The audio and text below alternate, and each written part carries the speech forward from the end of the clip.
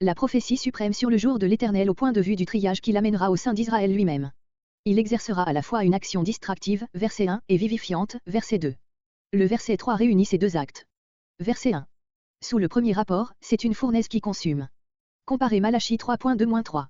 Tous les impies, tous ceux qui. Le prophète reprend les termes dont se sont servis les Juifs Malachie 3.15 en y ajoutant le mot tout, qui marque que Dieu frappera les coupables quels qu'ils soient, païens ou juifs, en particulier les contempteurs de sa justice. Du chaume. Jean-Baptiste employait une image analogue en annonçant ce jour de la justice, Matthieu 3.10, il brûlera la balle, etc. Ni racine, ni rameau. Une destruction complète et définitive. Comparez Ésaïe 1.31. Un soleil de justice. Ce jour sera pour les justes comme le magnifique lever d'un soleil, dont la chaleur sera uniquement bienfaisante et restera hantée. Ce sera la personne de celui que Jérémie appelait le Seigneur notre justice, Jérémie 23.6. Parfaitement juste lui-même, il fera enfin régner sur la terre la parfaite justice. Dans ses rayons. Littéralement, dans ses ailes. Les rayons du soleil levant ressemblent à des ailes attachées au disque de l'astre. Ceux sur qui ces rayons tombent sont aussitôt pénétrés d'une puissance de vie qui produit en eux la santé parfaite. Par cette image, le prophète désigne l'Éternel dans son apparition messianique, et cela, sans distinguer la première de la seconde venue du Seigneur. Comme les veaux qu'on engraisse, les veaux bien entretenus, pleins de santé et de force, qui bondissent aussitôt qu'on leur ouvre les portes de l'étable. Verset 3. Les justes glorifiés prendront part au jugement des impies. Comparez 1 Corinthiens 6.2, Apocalypse 20.4. Le prophète décrit ici la préparation à ce grand jour. Verset 4. Souvenez-vous de la loi de Moïse. C'est sous la sauvegarde de la loi du Sinaï que Moïse avait dès l'abord placé le peuple, Israël l'avait violé et avait subi les conséquences de cette révolte, maintenant Malachie le replace sous la protection de cette loi jusqu'à la venue du Messie. Ce sera par sa fidélité ou son infidélité envers elle qu'il décidera de la question de savoir si cette venue sera pour lui une fournaise ou un soleil. Tout Israël. En opposition à la division et à la dispersion actuelle. L'observation fidèle de la loi l'aurait maintenu réunie. Le prophète semble faire espérer sur cette voie à la réunion future du peuple. Verset 5. Mais cet avertissement ne suffit pas à la sollicitude de l'Éternel, il prendra, avant que le moment arrive, une mesure plus énergique. Comme il avait autrefois suscité Élie en Israël pour restaurer le règne de la loi, il enverra un nouveau prophète semblable à lui pour opérer une œuvre analogue dans le temps qui précédera le jour de l'Éternel. Il est impossible de douter que ce personnage ne soit le même que celui dont Malachie a parlé Malachie 3.1. L'explication qu'il donne de son ministère dans le verset suivant ne permet pas davantage de douter que cette prophétie ne se soit réalisée en la personne de Jean-Baptiste. Comparez Luc 1.16-17, Matthieu 11.10, Matthieu 17.10-13. Grand et redoutable, allusion menaçante au désir charnel de la venue de ce jour, Malachie 3.1. Verset 6. Il ramènera le cœur des pères. On a parfois appliqué ces mots à l'apaisement des divisions dans le sein des familles israélites, comme si le rétablissement de la paix domestique était la préparation à la réception du Messie.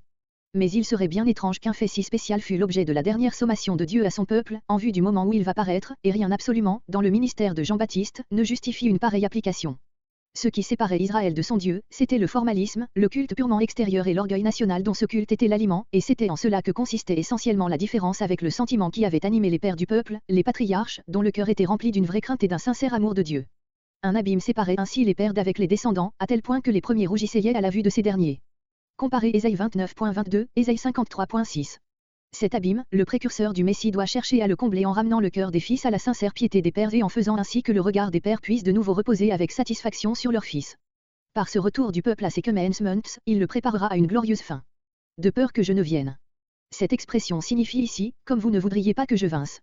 Et que je ne frappe la terre à la façon de l'interdit.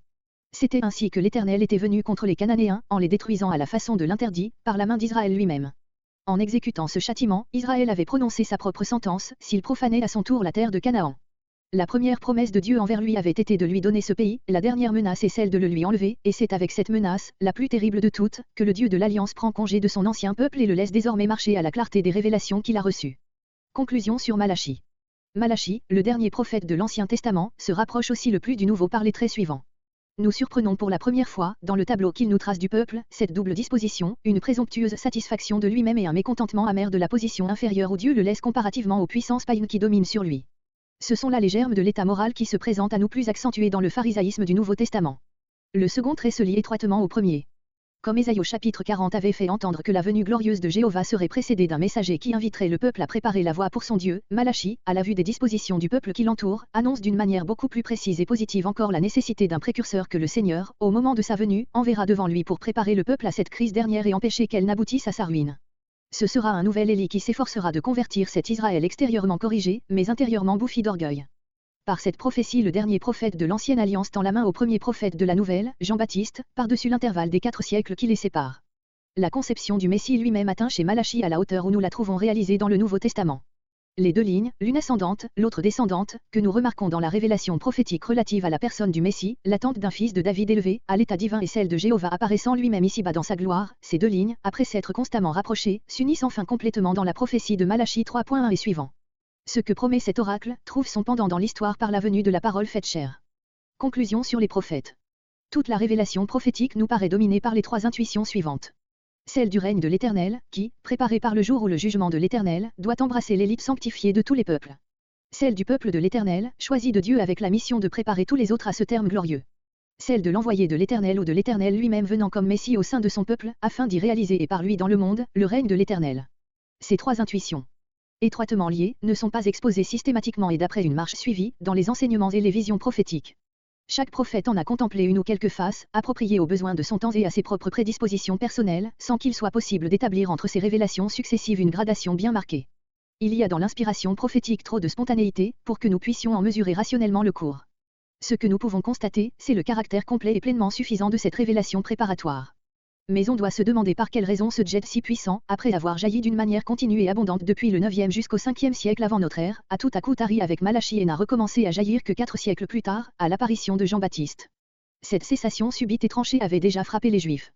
Leur principal historien, Joseph, déclare que la succession des prophètes a pris fin avec le règne d'Artaxerxès Longuemain.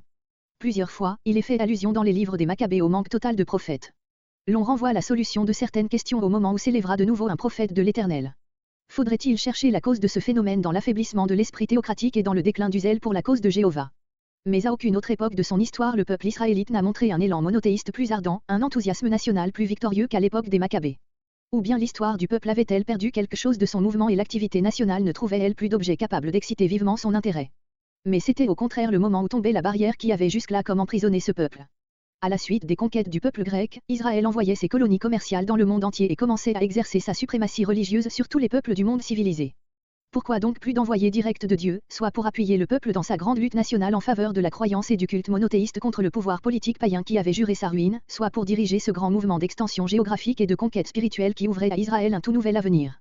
Si le prophétisme n'était qu'un phénomène naturel de conscience morale ou d'enthousiasme politique, cette grande question d'histoire religieuse resterait sans réponse. Il y a un temps pour parler et un temps pour se taire, a dit l'Ecclésiaste. Cela est vrai, non pas seulement pour les hommes, mais aussi pour Dieu. Pendant 4 à 5 siècles, l'Éternel avait semé la parole prophétique dans le cœur de son peuple, se levant matin et se couchant tard, selon la belle expression d'un prophète. L'heure était venue où la récolte devait répondre à ses abondantes semailles.